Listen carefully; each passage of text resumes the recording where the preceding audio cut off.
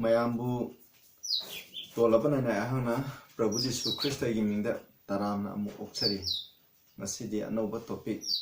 I guess among the title. Matau Karamna Ekoi nouna pokani. Hibasiki Maramda. Nainaminasi. Masino Popa Yamaru is now, sir. The nouna pok tragedy, Pekananta is showing Toledo the Serpent. But the nouna pok pipes Carino, Kamaita Queen and nouna pokani, nouna popo over Mina Carito. Hibasiki Maramdangasi. Ekoi Bible Legi Kara Nainaminasi. Hana holding the short Hana Patnato say.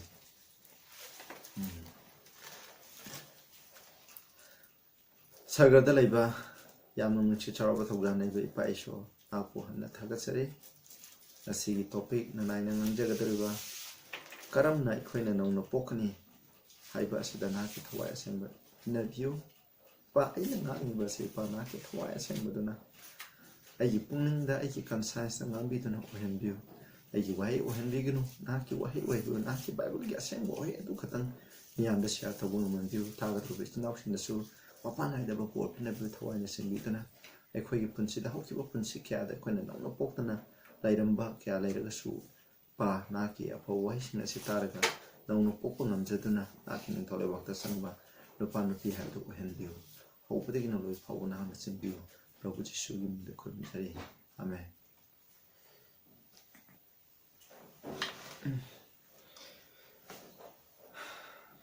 Prabhu Jisu Krishna time panda laying a matamda. Kunamana Kange, Nicodemus can woman Nicodemus na Prabhu Jisu Krishna on the tapi hena lapum in the wadi shanakibu matamda. Prabhu Jisu Krishna and Nicodemus from Moyokani, Adu Mahana High, John Tritrida. Except a man be born again, me ama no pork tragedy. He cannot see the kingdom of God. Mahana Ishogi in Tolebakta. Uwapang Ishogi in Toleba, Uwapangwe. Duka Sabian the Jew, Hawaii the Gi, Hakchang the Gi. Sorry, Hawaii the Gi, Amusum Isin the Gi, Kanagumbi, me ama no pork tragedy, Mahana Ishogi in Tolebakta. Sapa Pangi, at the Nishnausa, no pork pipes, a coin Ishogi in Tolebak to Uwapangi. Hibidi, a coin of Serga, do the Fena.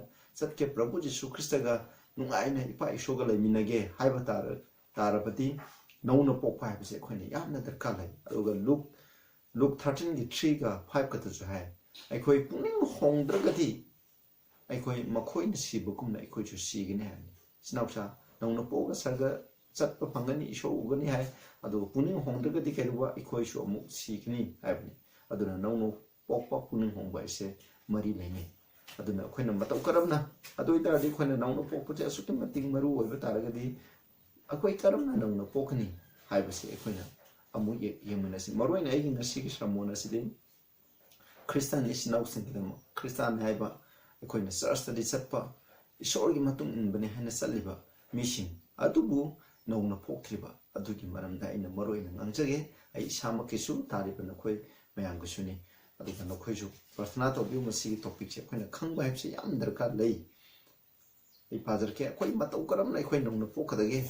haibase masi first Peter 2 gi 23 da parake munna tamin se Indian version da ne being born again amukhana nong na poduna not of corruptible seed amot pa maru adu dagi natana natabida but of the incorruptible Motaba adudagi having Karigi Mapana by the word of God. Ishorgi Mapana hai which abided, which lived and abided forever.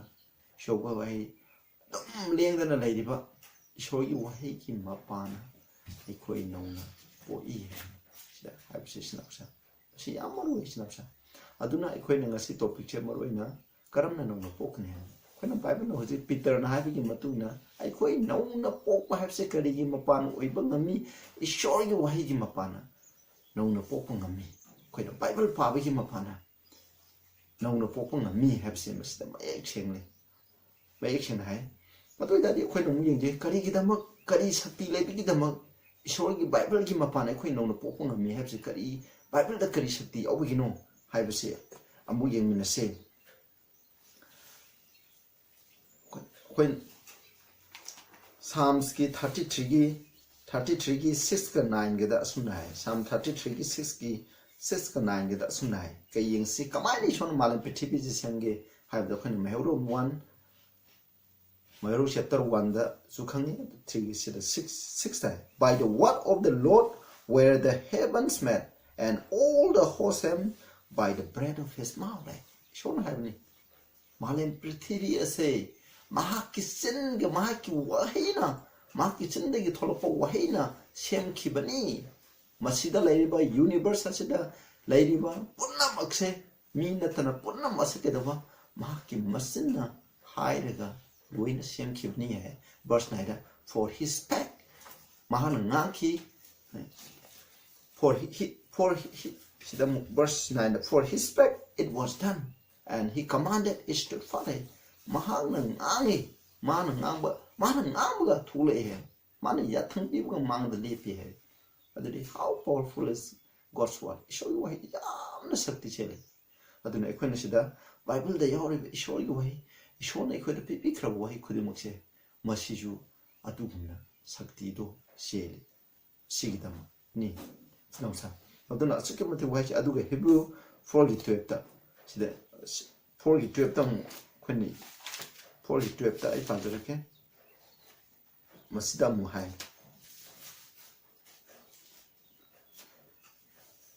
for the word of God is quick show you why the ahingbani and powerful the sakti chale and sharper than any two-edged sword maya ani pam thang adu dagi su hena thawi piercing even to the dividing asunder of the soul and spirit ekhoi thawai ga hakchang je masina khaidokpa ngami hai shoi waina of the joints and marrow and it is a discerner of the thought and intents of the heart masina ekhoi gi thamoi gi apam basing do fazana khangwa ngami masina hai masida gi ekhoi na khangam madu gi kari gi no hai matanda ishoi gi wai je asuki mate sakti le shogi sindagi tholpo haina malan prithvi se sian kibani kon mehodong dagi jo kon hai hujiki ni aduga masidi ahingba the word of God is quick heavy quick adi ahingba hem aduna shogi wahai je koi bu hinganba asiba mission pa ta siriba mission ado masina hinganba ngami hai sinau sanang ai pa ta taraba ai pa ta siduna leiba taragadi shogi wahai lokse adu tadi shogi wahai pa bagi mapana siramba ai je amu hingalanba ngami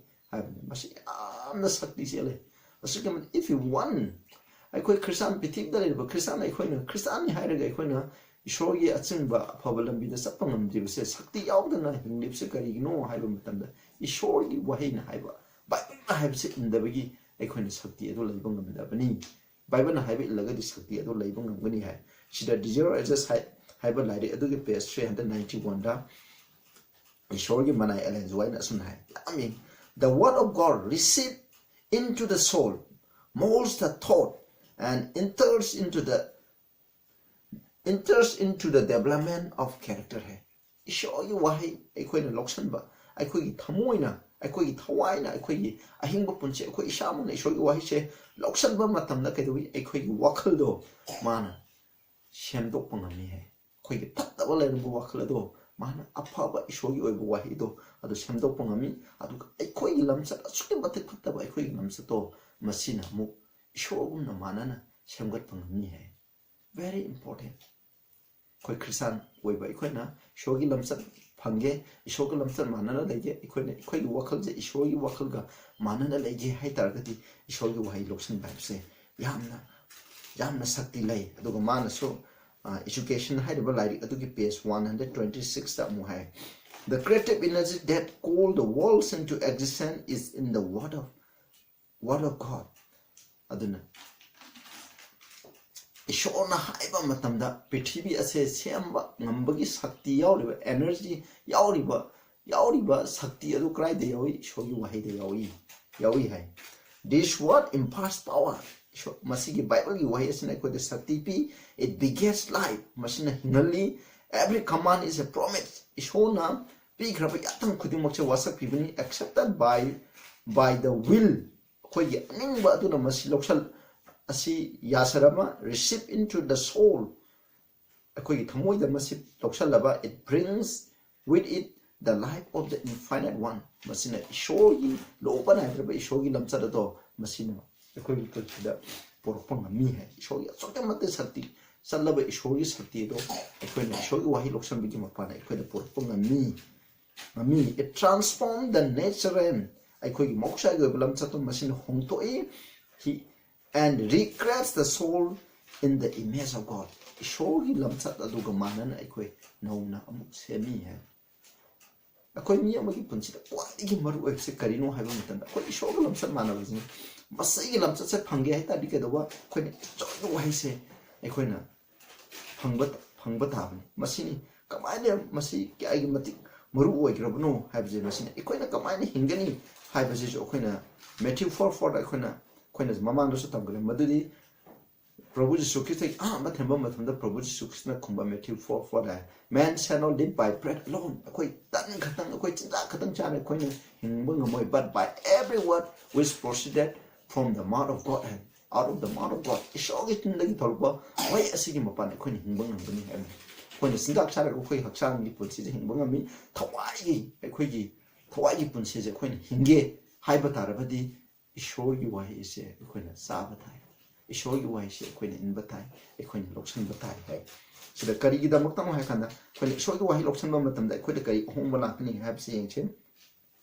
the word destroy the natural and earthly nature and pass a new life in Christ adon ishogi wahi loksan ba matam ekhoigi isai go ba hinchai ai thamba kalak pam yoba phattaba tukutchaba masai go jaba thiba tang leram adungba am bo kedaba ekhoi Christagi masai ojaba thidaba yennabu mushiba adugumdo oirakpang mi the Holy Spirit come to the soul as a comforter adugi matungda khone ishorgi wahi parabu matungda ishona thawai asengbudo khoida lakani ekhoigi punchida thawai asengba lakani thawai asengbogi mapana prabhuna ekhoida leriga ekhoigi wangang sanga lamcha saja loina control tawgani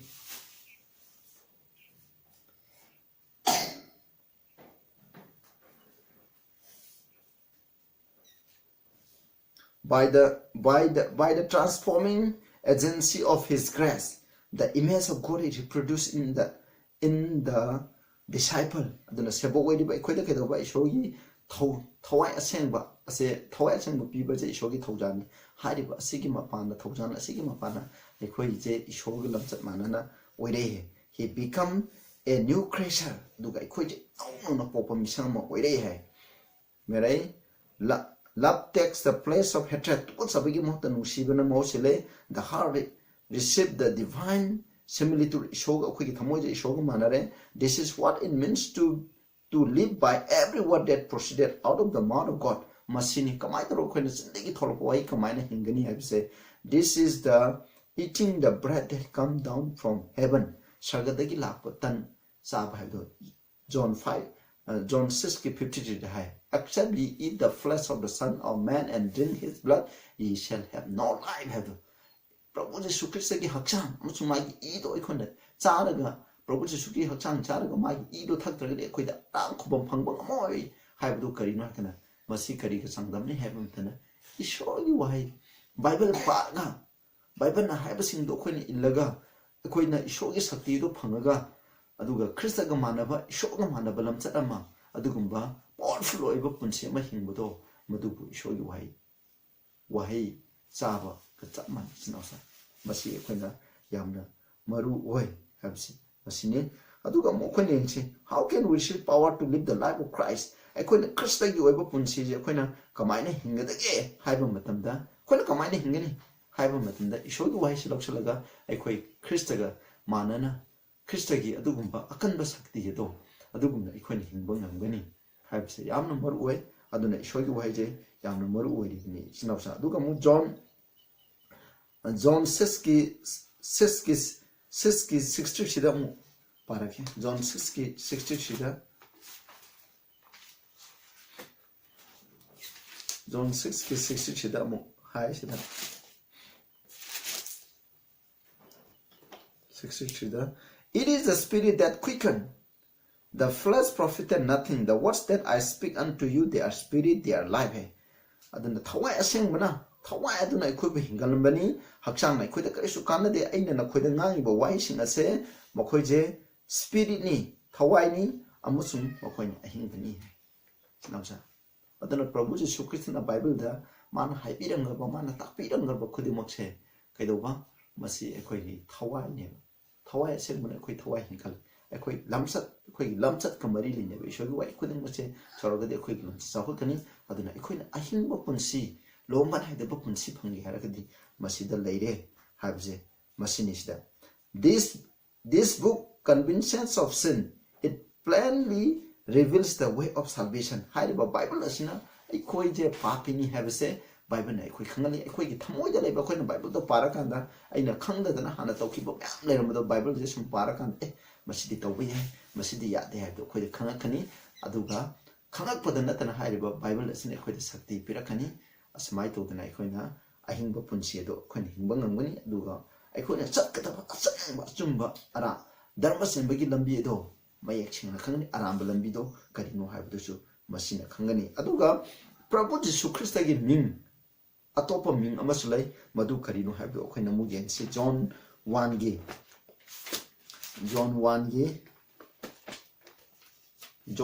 1 dai in the beginning was the word and the word was with God and the word was made what was God au bada wahi leirami wahi do ishogu loinarami haibu wahi do ishoni hai masi 14 da and the word was made flesh and dwelt among us wahi do mi ola khare ekhoi gi martan lei habni masini masidagi ekhoi na mukhange madudi Prabhu Jesu Christa gi atopa mamin amase karino haiba matanda wahi habni the word habni wahi haibse mahaki atopa mamin amani aduna mahana ekhoi gi irakta leire have 4 John 5:7 da ju the word habni mapane masane thawai singbane ahum masina ekhoi gi dam sargada record e habni record p habni masini adoi tari ekhoi na kamai tawduna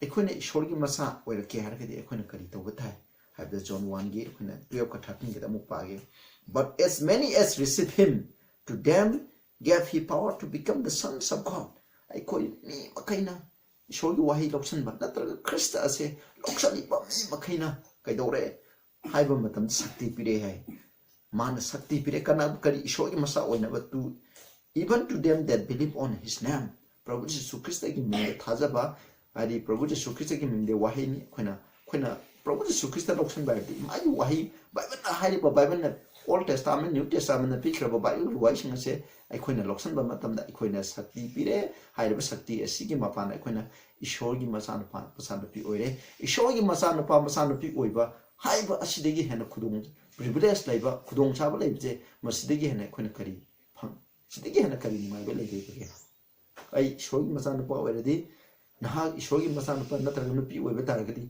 masidegi hena tongja ba kari lerige hoida time bani sanal pam am phangbe ina khumbe jipka tongbe adubu aikhoina ishorgi masanu pa oi ba haibisina hena tongje maramdi time panda leiba sanal pal thum khudindi loina mang khigini sine adugo verse 13 da we were born poigo not of blood ishinde idagi were punate not of the will of the flesh is hakchangi animugi matung not the will of man me animugi matung nate but of God shogi matung da gini hane aduna ishorgi masa oibising ishorgi poi kanagi matungna ishorgi animugi matungna poi habni sinausa aduna ekhoi nongno pok phai kari mapana ishorgi wahi mapana ekhoi Krista ga manaba punsi ama khoi Krista gi macha masu ishorgi masana pasana si oyade ekhoi na Krista loksalaga haibadi ishorgi wahi ase Bible na haiba kutimak se ekhoi na loksalaga ekhoi na illaba matamda ekhoi na oirapa ngami hai adoi tari ekhoi na kamaina Bible je ekhoi na study tawje haibje ekhoi amu yengse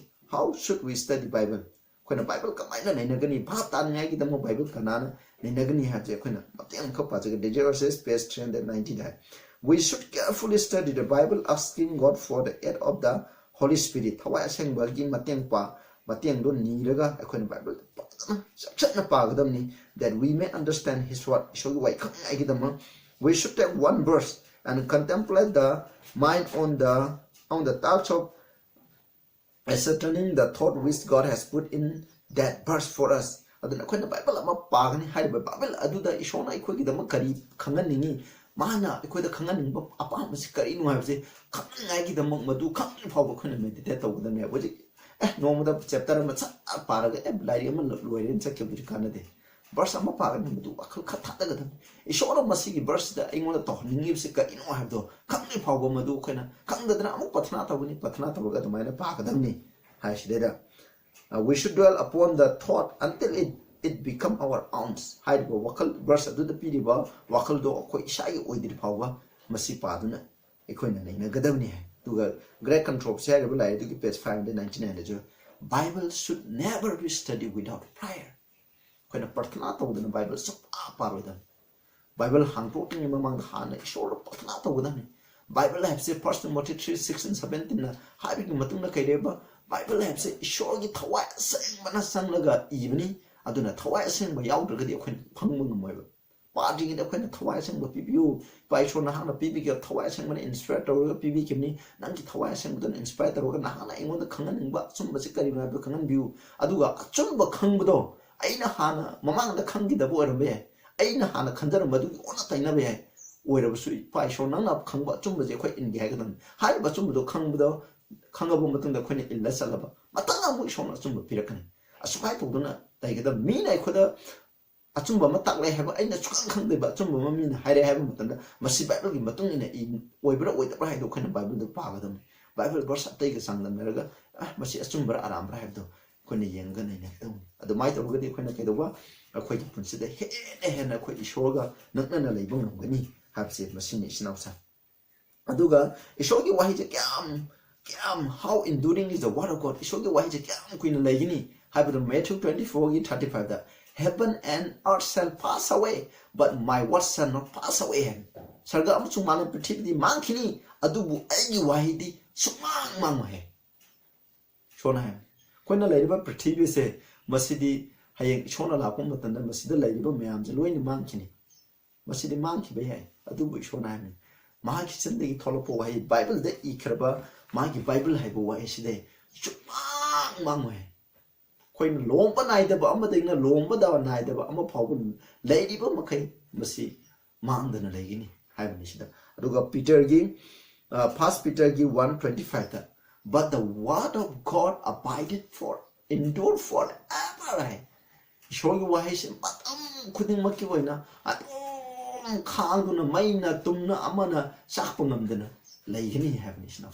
Massine, when I second matric protocol, Roman Catholic Petivi, the 538, 790, with the Palma, and the Bible, the Mangani, Babel, so Pavia, the Matam Aduda, Shona, Ganduna Laka. Probably. My proposal should not make a boxing call. Christianity have a but in the Bible. I think Saitana took us about. Must see Mangani the Mohona do la crami.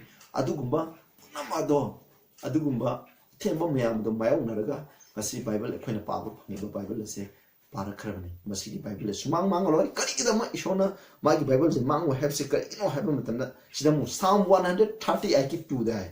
I the last line they had. For thou hast magnified thy word above all thy name. Karigama show you why she can't legally has a carino, hyper matana. It's showing Mindagi. Magi Bible is in a sound to him. When a can show you in Hebrew the Elohim, at the Yahweh, when in this Jesus, at the wonderful counselor, mighty God, and then a father, I like a Bible, the Lord God, like it, show you the lady but Ming couldn't go. A doogie matakta, Masigi wahi as in a henna often jay. Bible do later the Magin, Lady Wiki Canadian of some vicinity. I do not Bible have said, show Masama Samane. Maggie, show Masama Samane. I don't know Maggie, Mindagi, Masima Samane henna. Wow, like Shona magnified Eddie. So one Jedi was a Carigino, have a matanda. Masima Masama Katsamane. I don't know Bible have said is very important. Mas the Maru is now.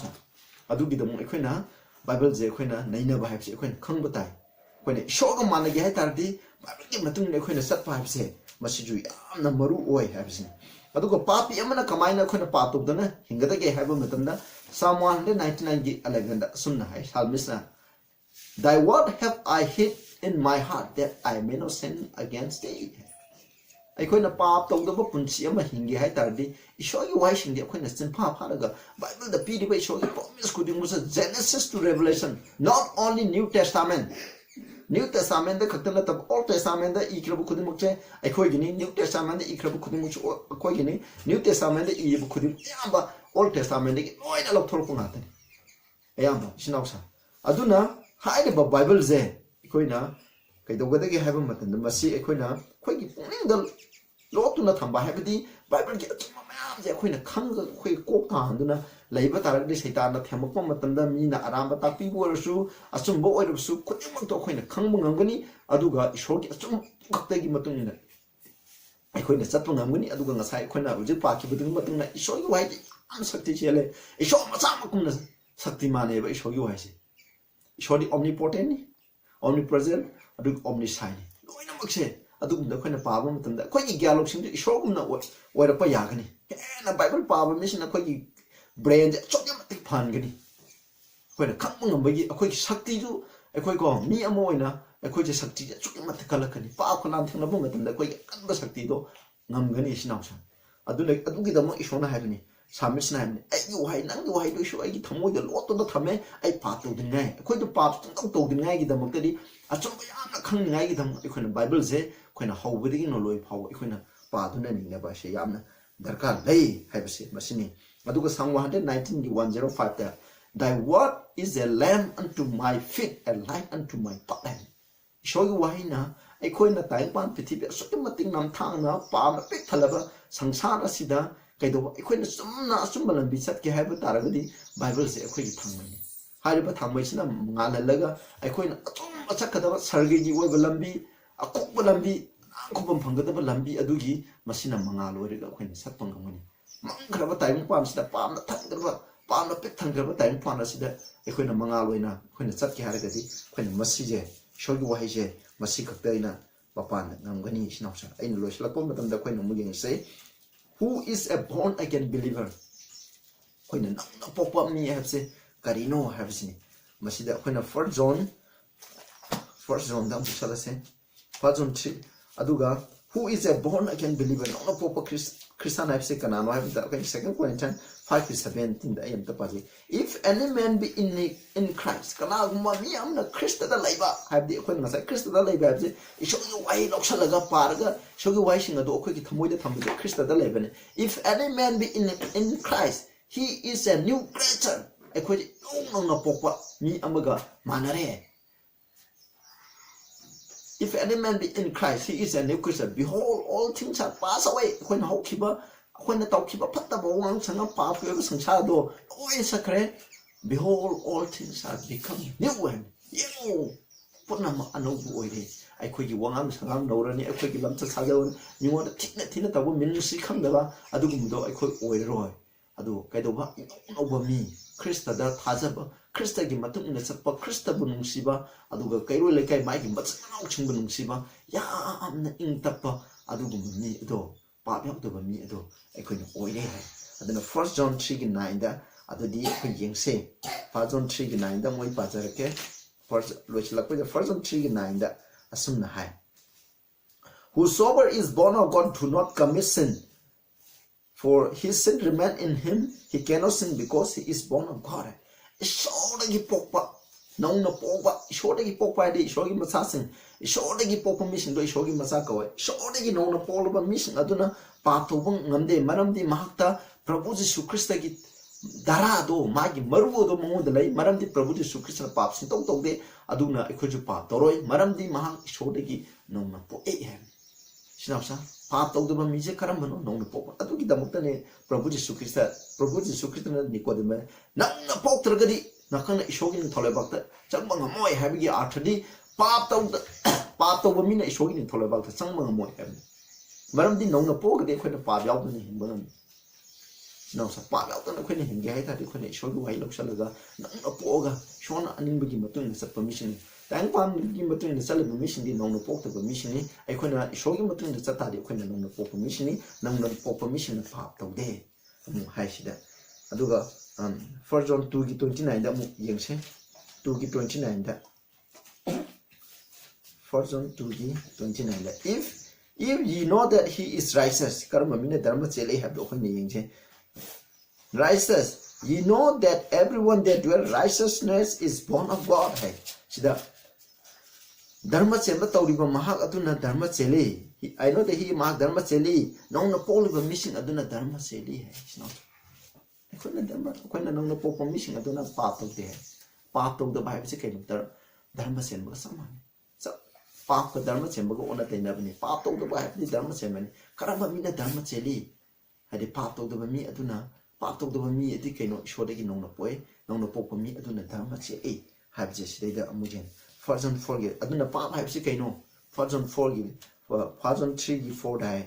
Sida called whosoever committed sin transgress also the law. For sin is a transgression of the law. Aduna pap tog the Bible show you why nothing to guide them.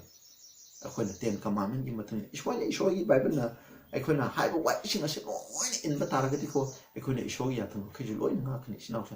Akhona ya ta khoi punsida ya thang akya no honor with them. Adu mata Bible has in gano khani honor with them. Thawai chang with no have do khani in gano honor with them. Adu mata loin ha khani nong poko mission show ya thang apong ami nong poko mission na pa to the ngami nong poko mission dharma sen ngami have je khina sida hai nong khoi nong poko them ni aduna nong poko hai kari mapana show gi wahi paraga show gi shakti do khina la adu gi mapana ngani ami aduga aroiba text amu yan che first on for gi sabenda amu hai suna Beloved, let us love one another. Akhoi amaga nungsina say, for love is of God. Nungsi bahib say ishore gini. Everyone that loveth is born of God and knoweth God. Aduna ishore akhoi amaga nungsina say. Aywa nungsi di ba mahal do ishore gi poi hai.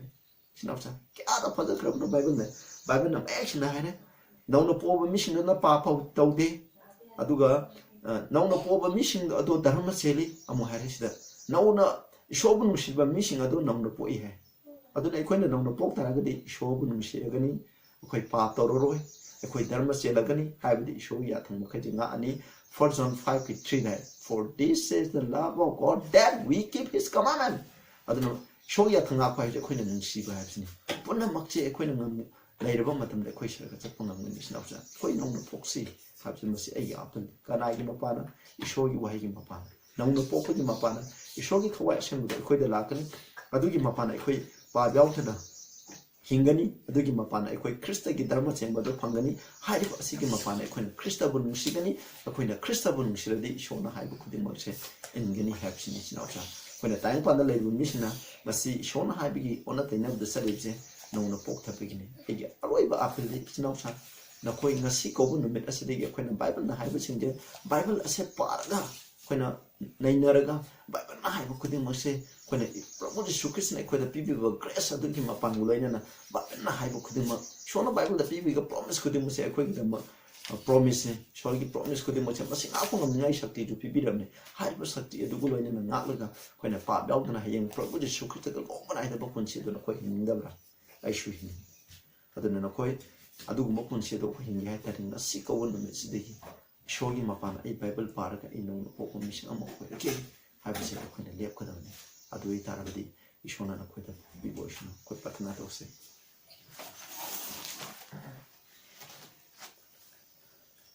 Saga the labor by show, Yam Takasare, market of Yangi upon the quite combine and on a pokani. I was in Aki Wahi, Bible cut the Gimapana.